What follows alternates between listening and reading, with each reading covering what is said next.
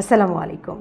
নতুন বছরের শুরুতেই সরকারি চাকরিজীবীদের মুখে হাসি ফোটাতে যাচ্ছে অন্তর্বর্তী সরকার। হ্যাঁ, আসছে নবম পে স্কেল। সরকারি কর্মচারীদের জন্য নতুন পে স্কেল ঘোষণা হতে পারে 2026 সালের মার্চের আগেই। এবার নাকি বেতন দ্বিগুণ হওয়ার সম্ভাবনাও আছে। মানে যার এখন 25,000 টাকা বেতন, তার হতে পারে 50,000। ভাবতে পারেন? কিন্তু এখানেই খুশির খবরের ভেতরে লুকিয়ে আছে একটু দুশ্চিন্তা।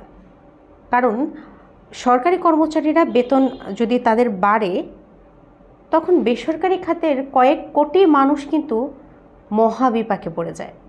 কেন জানেন?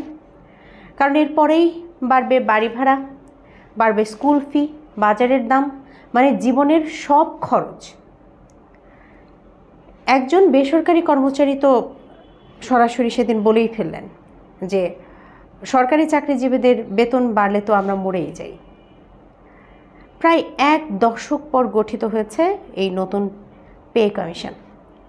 এবার তারা চাইছে শুধু বেতন বাড়ানো না, গ্রেড ভিত্তিক বৈষম্য কমিয়ে আনতে।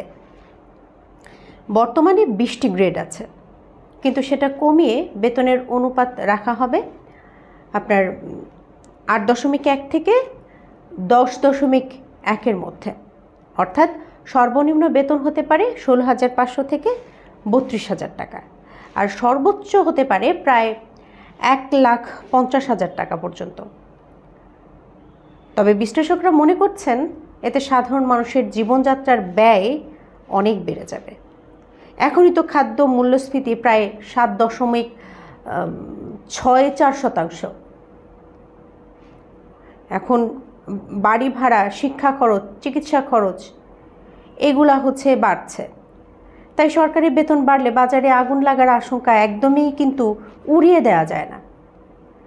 তবুও একটা বিষয় তো মানতেই হবে, এই সরকারি চাকরিজীবীরা প্রায় 11 বছর পর নতুন পে স্কেলের মুখ দেখছে।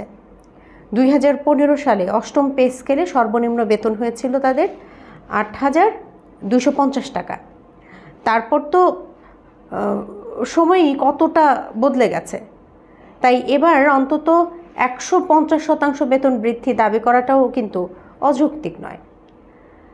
তো এখন প্রশ্ন হচ্ছে, এই নতুন পে স্কেল কি সত্যি সবাইকে স্বস্তি দেবে, নাকি সরকারি খুশির ঢেউয়ে বেসরকারি চাকরিজীবীরা আরও কষ্টে পড়বে? আপনার মতামত কমেন্টে জানান। বেতন বাড়লে সুখ বাড়ে নাকি দুশ্চিন্তা? আমি আপনাদের ভাবনা জানতে ভীষণ আগ্রহী। ধন্যবাদ সবাইকে।